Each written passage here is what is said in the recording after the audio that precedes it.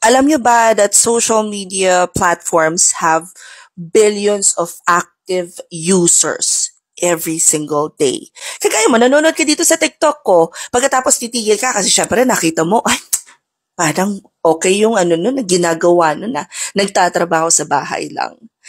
Nadali ka kagad ngayon ng social media management and marketing techniques na madalas namang ginagamit talaga ng mga content creators pero hindi natin napapansin. Halimbawa, pagkakita mo na nagtatype ako, narinig mo, ASMR, ganyan. Anong ginagawa nito? Nakita mo yung t-shirt ko, freelancer, ay gusto ko mag-work from home.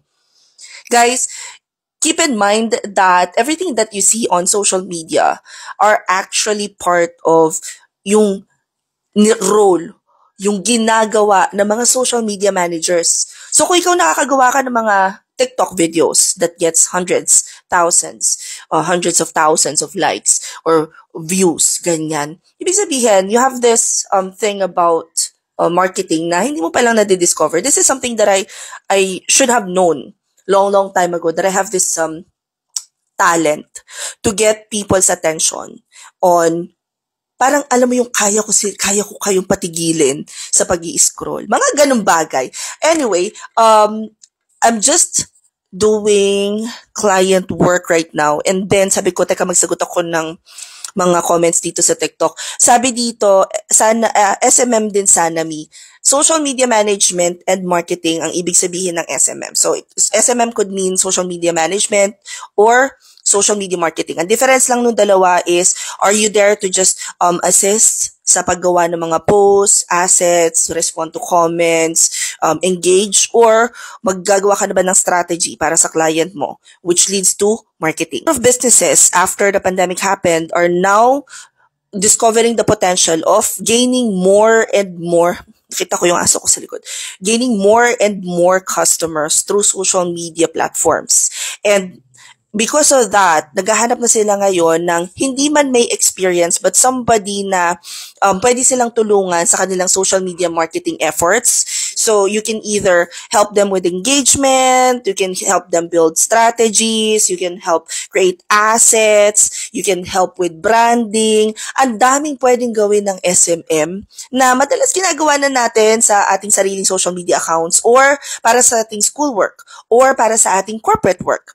And hindi lang natin alam na, oh shoot, ganun pala yun. Now, how will you learn all of these things? Of course, para dyan, meron kaming solusyon. We actually have the juiciest. Kasi, yun yung feedback talaga ng mentee. Sabi, Mi, napaka-juicy, napakalaman. Sabi ko si Alin, yung mentor o yung tinuturo? Pareho, Mi.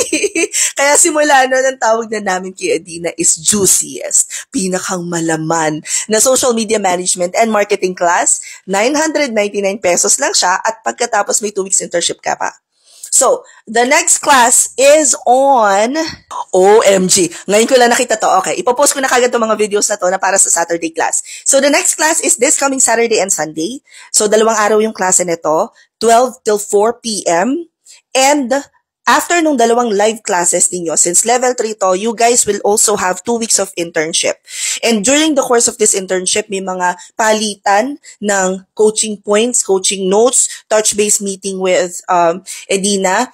It really depends on the grit noong kanyang mga mentees. Ang napansin ko sa kanya, talagang palitan siya ng ideas, batuhan ng ideas. And yung last batch niya, hindi pa man sila nakakapag-mock interview sa akin, nakakuha na ng mga clients. So, I firmly believe that this is a good class for anyone who's interested to take SMM. Anyway, again, the next class is this coming Saturday and Sunday, November 11 and 12, 12 till 4 p.m. 999 pesos lang siya. Kasama na lahat doon. 2 live sessions, 2 weeks of internship, application book, mock interview, one-on-one with me, certification, and all that. If you guys are interested, just click the link in my bio. Pagkatapos, i-click nyo social media management and marketing. Ay, hindi pala, nakasulat para doon. Tapos, i-click ninyo SMM Level 3. Makikita nyo na dyan yung forms na ipapadala yung bayad, lahat ng instructions na kailangan ninyo malaman tungkol sa training na to, including the course outline.